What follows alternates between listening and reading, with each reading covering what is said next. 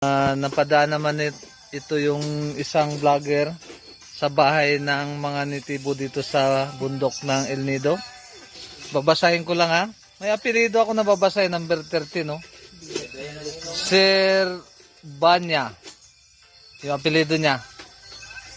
Nagaluto ata ito ng, anong niluluto mo, Brad? Sinigang. Sinigang na bangos. Yung sinaing mo, okay na rin yung kabila na yun? Okay na. Okay na. Ito po yung aming bahay dito. Saka yung mga kasama ko yan, no? Yan yung mga masisipag kong kasama dito. Kaya puro kaldero namin itim. Kasi masipag kami maglinis eh. Kasi yung kahoy namin, hindi makita yung kahoy na yun. Ito pala yung gatong namin. Ganito yun sa amin sa bundok, yung gatong nakahilira.